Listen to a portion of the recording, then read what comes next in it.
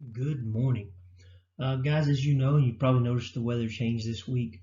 Winter is about to be here on us. So today's topic we're going to cover is winter health and safety. This is going to be the October 2021 safety video. So I'm going to go ahead and get started. Very soon, hopefully, we'll be having this meeting in person at the office, so we can all look forward to having Dennis Murr with Corporate Chaplains of America available to present to us again. Dennis is still working, and he is still available. If you need someone to talk to, you need some prayers, maybe some personal guidance, or you just want to chat, trust me, Dennis will not mind if you give him a call.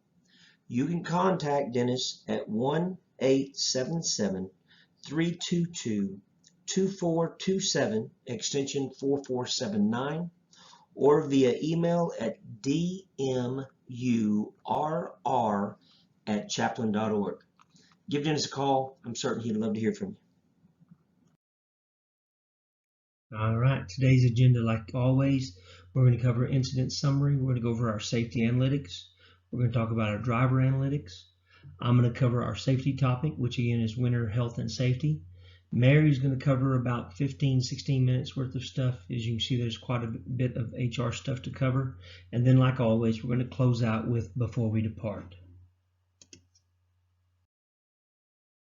Just like last month, we've only had 2 incidents since our last meeting. On one incident, we had a driver who failed to raise the landing gear on a delivery truck, and it scraped the Venture parking lot. Luckily, there was no serious damage to the truck or the parking lot. The biggest thing is we were instructing this driver on how to use the vehicle. We just wanted to make certain that he was more observant before he took off after raising the gear. The second incident was another delivery driver. On his first day, he struck a tree limb, causing significant damage to our truck. This driver was terminated from Venture. Overall, we've had a very good month. Again, we've only had 4 total incidents in the last 2 months. Let's keep up this safe work habits that we've got. We really want to make certain we do that going into the end of the year. A lot of incidents and accidents typically happen in the later part of the year because people aren't thinking about work as much as they're thinking about Thanksgiving and Christmas and New Year's and everything else. So keep your mind on it and keep it up. Good job, guys. On our safety audit report, we actually lowered our score. However, we actually only went from 99.50 to 99.17% safe. Still an outstanding score. Matter of fact, there was only 4 incidents out of the 40 audits that we had for the last month. Those 4 specific acts and conditions were 2 job sites where duck jacks did not have properly inspected tags signed off. We had 1 job site where a worker did not have safety glasses, and we had a job site where we had a ladder that was not properly inspected. Unfortunately, these items are some of the main items that we've been hitting all year long, and we have to start working on this, guys. We have been working on this. We had cleaned it up for about 2 months in a row, and now we're back to the normal stuff. Part of this was it's a new job, but that tells me that our lead mechanics are not starting their job with safety. You have to start your job with safety. Ensure your workers know that they need to inspect their duck jacks, they need to inspect their ladders, and more importantly, do not allow your workers to work if they're not wearing the right PPE. Send them home or get a hold of Alan or myself and let us get you what you need so that your workers can work safely and follow Venture policies. Our average driver score actually went up, although it was very slight. Every improvement, though, is good. As you can see, we're staying pretty high on our list now. At 96.8 was this last month. Most of this was actually caused because even though our light speeding went up slightly, we dropped in all 3 of the other speeding areas. Moderate speeding, heavy speeding, and severe speeding all went down. And that's outstanding. That's exactly what we're looking for. One of the biggest things, though, I continue to see harsh braking as a major issue. Guys, speeding is a leading cause of vehicle-related accidents. Guess what? Following too closely is the leading cause of harsh braking. We need to remember Venture Mechanical wants you to have at least 3 seconds between your front bumper and the rear bumper of the vehicle in front of you. It is not going to hurt you to let off that gas and go ahead and give a little bit more gap. All right? Stay safe out there, guys. It's fixing to start getting a lot colder, a lot wetter, and unfortunately possibly a lot slicker when you're out there on that road. So keep that in mind when you're driving. Now, our topic is winter health and safety. As you guys know, Texas winter typically looks like that picture in the upper left and the bottom right. More of a cold, dreary, dull kind of day. However, you remember back in February of this year, Texas also looked like that upper right and bottom left pictures. So winter weather can be just about anything and everything in Texas, so you want to be prepared for it. So we're going to make certain that you understand what to think about, what to wear, and more importantly, how to take care of yourself so that you can continue to work for Venture and for your family. Now, luckily for Venture workers, we have work year-round, even during inclement winter months. But we must always protect our workers. So remember, everyone must recognize conditions which can lead to cold weather-related illnesses and injuries. We should all be learning the signs of weather-related illnesses and injuries. Venture should train our workers on weather-related illnesses and injuries and those hazards. We all must communicate to ensure workers know what to expect so they can dress accordingly. And everyone should select proper clothing for the conditions and layer them to adjust to changing temperatures. Also, wear a hat and gloves even when you're not wearing a hard hat and work gloves.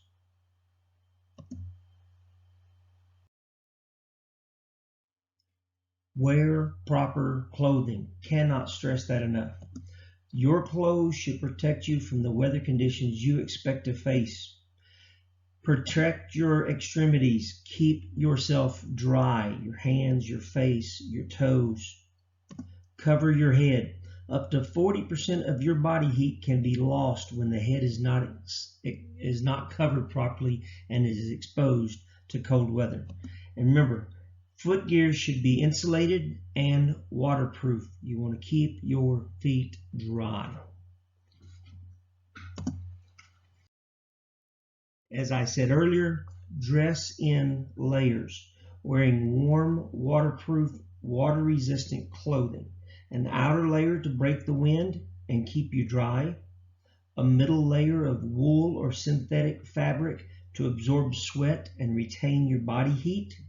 And then an inner layer of synthetic weave that will allow you to easily ventilate and sweat away to that middle layer. Dress in layers so you can remove as necessary if it gets warm, or you can add as necessary if it gets cold.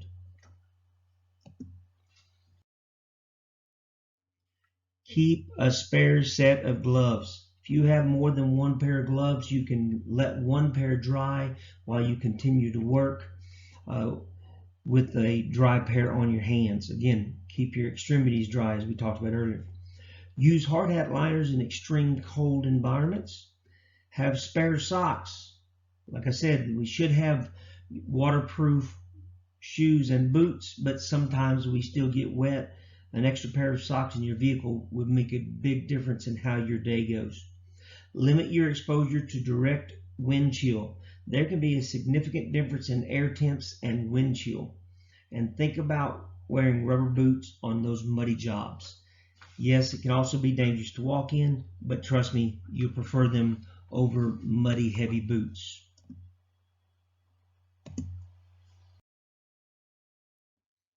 Workers are at increased risk when they have existing health conditions. You know what kind of conditions you have, so make certain you're taking care of those things. Workers also have an increased risk if they take certain medications. Check with your doctor, even if it's an over-the-counter medicine, to make certain that it's okay for you to use during cold environments. And again, you're at risk if they are in poor health, poor diet, or if they're just simply older. These are all things that we know can contribute to worsening winter health and safety for our workers. So keep that in mind.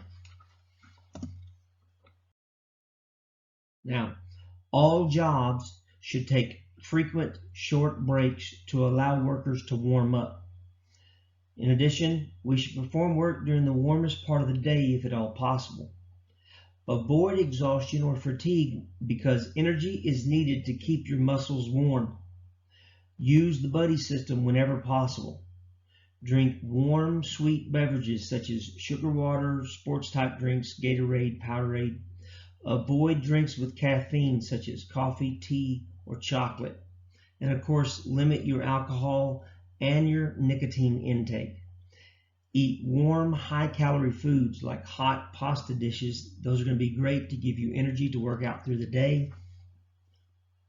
These are all things that you can do to help keep yourself and work yourself through the day.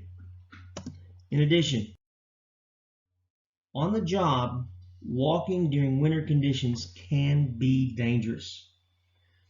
Wear insulated waterproof boots. We talked about it earlier. I keep talking about it because I cannot stress it enough. Keeping your feet dry and warm will make your entire day go well. When walking during winter conditions, use short, choppy steps. I want you to use the penguin method. Toes out, short steps, kind of waddling. Take your time. That's the best way to avoid slips and trips during winter weather. If you are walking where there are cars, keep your eyes on moving cars to see if any of them start skidding, slipping, or sliding, because once they're out of control, there's nothing that they can do, and you need to be able to get away from where they're at. And remember, wet, muddy boots and warm, slick office floors do not mix well. You may very well need to change out your boots before you come into an office or even inside the building that you're working on, depending on the condition of the job. So, in order to make this happen, workers must dress for their conditions. Workers have to rehydrate. Workers have to know the signs and symptoms of exposure. Workers have to keep their clothing dry, especially their feet. Workers need to rewarm at stations when necessary. Workers have to maintain periodic communication with their supervisor to apprise of their team's condition and their own condition. And workers really should have additional set of dry clothing in their vehicle as needed. At the same time, we might understand that venture leads and supervisors need to brief all workers about cold weather precautions. Venture needs to periodically check on our team's conditions, on the weather conditions in general, to see if we need to change something with our workers. Venture needs to inform team of weather changes and how it can impact them. Venture needs to provide periodic rest breaks in warm locations. Venture needs to know the signs and symptoms of exposure, and venture leads and supervisors must have first aid and advanced care supplies as needed for the conditions of their job. If you don't have those, get with Alan or myself and let's get that taken care of. Now, winter weather is also cold and flu season. Sick workers do not feel like working. That's a fact. They could also spread the virus to their coworkers. They usually are not getting enough rest to properly fight the virus, which means they're going to be sick for longer while they're trying to come to work.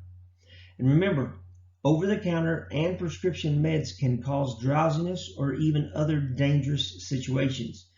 Be sure you let your lead know if you're taking any drugs.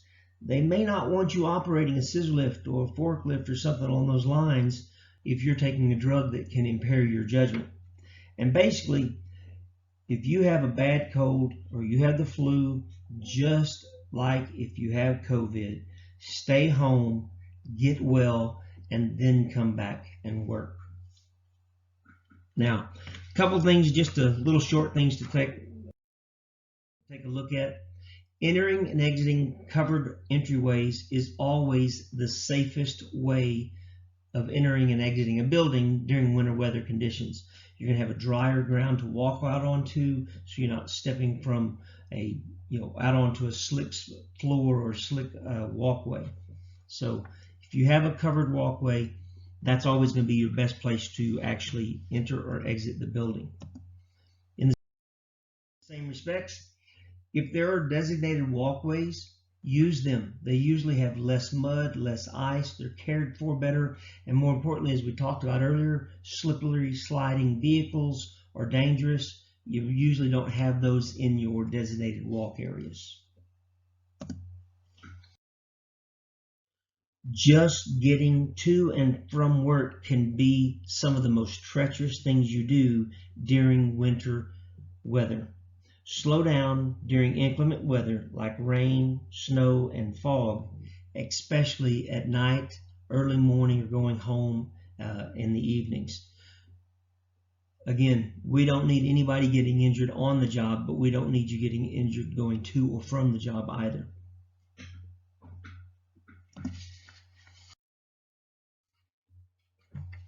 Remember, although you may be safe and you may be taking care of yourself, are you sure the last person that used the vehicle or that piece of equipment was being as safe? Did they clean their muddy boots off before they got onto the ladder or onto the access point? Biggest thing for you guys to remember is you should check for your own safety every time you go to get on a ladder, especially a common ladder going up to a rooftop or something on those lines. So make certain you take care of yourself more than anything else. Snow doesn't break their arms when they fall. Unfortunately, humans can. So watch your footing, move carefully, keep your feet dry, keep your feet out of the mud if at all possible, keep your boots clean. Again, snow doesn't break their hip when they fall. Humans can. Watch your footing, move carefully, move slowly. I just want you to remember this, guys, all right? It's real simple. Our goal is a safe day every day. That's what Venture wants, a safe day every day, all right?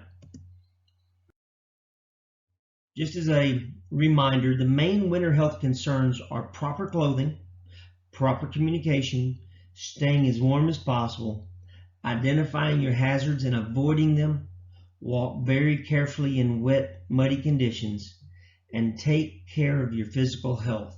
If you do that, guys, you'll be able to get through the entire winter weather healthy and safely, and that's exactly what we want to do. And the best part about that is we continue to work and make money, and that's good for everybody. All right, guys? Now Mary is going to cover a couple of topics for the HR department.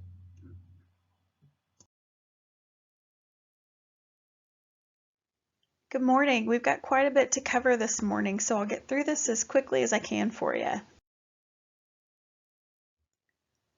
Before we dive in, I have one last reminder for you about off-site wellness screenings. This is the absolute last opportunity to sign up for an off-site wellness screenings. The last day you can get a screening is October 31st. If you miss this opportunity, you're not going to be eligible for wellness credits towards your insurance premiums in the next plan year in 2022. So if you have any questions about this, if you haven't had your screening yet, you can sign up through Vitality. Call Kendra today if you don't know how to do that. We've sent out information. There's an update on Kronos so that you can see how to do that as well. If you're having questions or problems, call us today. Don't miss out on this opportunity. It is time for our annual flexible spending account open enrollment with Sterling. So pay attention for a few minutes here while I go through what that means and how you can participate for the upcoming year. If you're not familiar with flexible spending accounts, it's often called an FSA, and it's an employer-sponsored healthcare benefit that allows you to set aside money each year to cover the cost of qualified medical expenses. For 2022, the government allows you to set aside $2,750 maximum to cover expenses that you incur during that plan year. It's a lot like a savings account, but it can only be used for qualified health-related costs, and the IRS determines what those costs are. FSAs work on an annual plan year basis, and they're funded through regular payroll deductions pre-tax. So what that means is that your $2,750 comes out over the course of your paychecks during the entire year. So it splits that amount into more manageable, smaller deductions so that when you incur expenses, you can draw from that money to cover those. Let me explain a little bit more what that looks like. I'll walk you through it step by step. It starts with everyone's favorite time, paycheck time. As we all know, the IRS takes the first chunk of your paycheck before it ever even hits your bank. So normally the dollars that you spend on your coinsurance, your copays, and your deductibles come out of the money that the IRS has already taken a percentage of by the time it hits your bank. So let's go back to paycheck time to see how it works if you're contributing to a flexible spending account. Remember, we said you can set aside up to $2,750 per year for medical expenses. Let's say you've estimated your expenses and you think you'll spend approximately $1,200 this year for your health costs. So you decide to take $1,200 out. That will come out on a monthly basis of $100 per month. If you're looking at a bi-weekly pay period, that comes out to $46.15 per bi-weekly paycheck. So on January 1st, now you have $1,200 in your flexible spending account through Sterling, the administrator of our plan. You're able to access that money as of January 1st through a couple of different avenues. One is an FSA debit card. Sterling provides you with a debit card that is pre-filled with your flexible spending account money for the year. So when you incur a copay at the doctor's office, they should be able to slide your debit card and deduct that from your flexible spending account. However, not every expense is set up to work with your FSA debit card. Sometimes the doctor's office doesn't have their card reader coded correctly, and so it will reject your FSA debit card. That doesn't happen often, but it does happen. So in that case, what you would have to do is go ahead and pay for the expense and request reimbursement through the FSA, and then they will send you a check or a direct deposit for those funds. For some people, the program is worth it just for having this money automatically set aside for them. Others participate solely for the tax savings. It's estimated that the average tax savings for someone participating in an FSA program is 30%. However, this is just an average. Your savings will be specific to your income and tax bracket. But if we apply that 30% average to our $1,200 example, you would save $360 in taxes for the plan year. So I imagine the next question on your mind is, wait, what's the catch? Well, that's a good question because there is a catch, and it's a big one. If you don't use that money in 2021 that you have set aside, you lose it. So if you say, I think I'm going to need $1,200 for my medical expenses in the upcoming year, and then you only spend $200. You have a great year, you're healthy, nothing happens, you don't have to go to the doctor's office. So now you've got $1,000 left in that flexible spending account. We do have a provision in our plan that allows you to roll $550 over to the next year. However, the remainder of that money is gone. There is nothing else you can do if you don't have medical expenses qualified to use those funds. So it's very important, if you want to participate in this plan, that you know how much you're going to spend and that you can closely estimate those costs for the upcoming year. Otherwise, it's not worth the tax savings if you end up losing your money because you did not have expenses for the plan. The other thing you need to know is that it's not always as easy as you want it to be. Anyone who has participated in this plan will tell you that sometimes it is frustrating. You expect your debit card to work and it doesn't, maybe because the coding is wrong on the machine at the pharmacy or the doctor's office, or maybe because the expense isn't qualified, or maybe it just doesn't work that time. So sometimes you are having to submit receipts, submit information, and wait for reimbursement on money that you've already held out of your paycheck for these expenses. That can be frustrating. It happens though. It's very important that you know that if you want to participate in this plan. We try to make it as easy as possible. We work with our administrator to do that, but it is an IRS governed plan and we have to abide by the IRS guidelines. And sometimes that means it's a little more difficult than you want it to be. There's one more thing that this plan offers that I want to make sure you're aware of. It's not often utilized and it doesn't affect everyone, but it's important to note. The IRS also allows you to withhold up to $5,000 per year for the care of a dependent through your FSA plan. The definition of a dependent for the purposes of the FSA is a child or adult who is incapable of self-care and who lives in your home for at least 8 hours a day and whom you can claim as a dependent on your income taxes.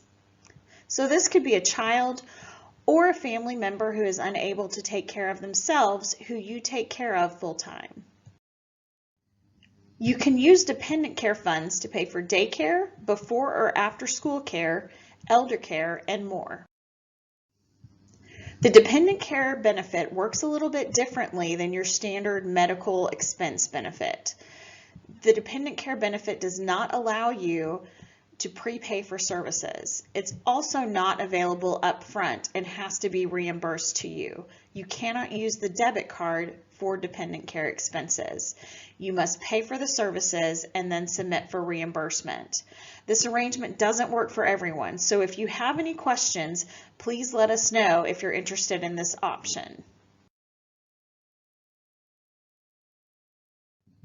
If this sounds like something that will work for you and you want to enroll in the FSA plan, you will need to complete an FSA enrollment form. Field employees will receive this form by mail within the next few days unless you request us first to send it to you via email. We're happy to do it that way if that's easier for you than waiting for the mail form. Office employees will receive this form via email unless you request a physical copy. You must turn this form in to Kendra no later than November 30th if you want to participate. We have our open enrollment period from November 1st to November 30th. If you miss that window, you will not have the opportunity to participate in this program until 2023. So if you want to do this, please don't miss out. For those of you who aren't in the office on a regular basis, you'll want to email your FSA form to Kendra at kjones@venturemech.com, or you can drop it off at the office. Just remember, it has to be turned in before November 30th. If you have any questions about turning the form in, contact Kendra.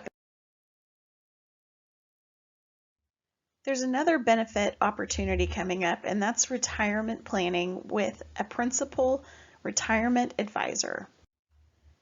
Each year, we want to make sure that every single employee has the opportunity to attend a personalized one-on-one retirement education meeting tailored just to you at no additional cost.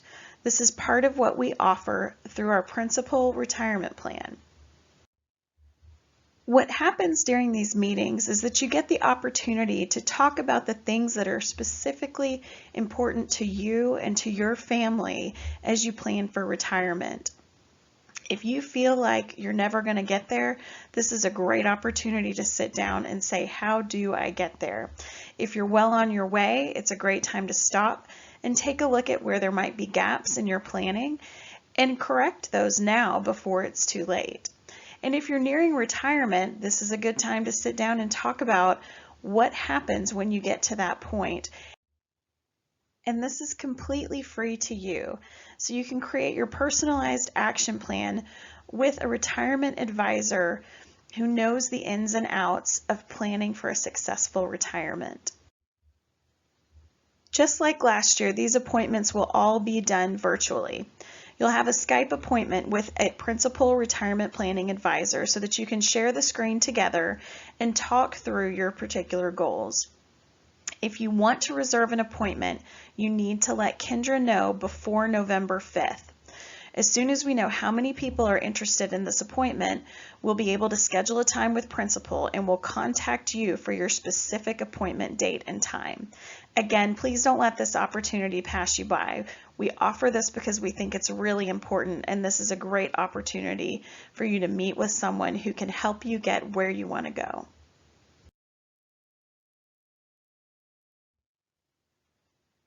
We talked last month about how to participate in this year's Walk to End Alzheimer's, and it's right around the corner.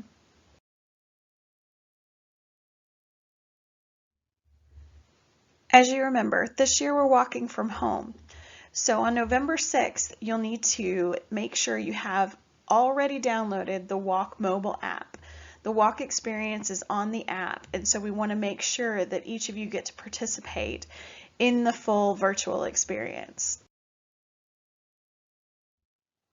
And don't forget, if you want to earn vitality points, there are a couple of things you have to make sure that you do. Most of you have already registered to join the team Rushing for the Cure, but if you haven't, you have to register online and join the team. If you don't register for the team, you're not going to get vitality points. That is part of the process. So make sure that you go online and register to be a part of the team. Our walk shirts are on their way. They should be in by this Friday, but we'll contact you as soon as we have them so that you can come pick them up at the office. And then on the day of the walk, November 6th, take a photo of yourself and your family members walking in your neighborhood, wearing your shirt, and send it to Kendra. Again, if your spouse is participating for points, you need to make sure that you have a photo of your spouse walking with you as well.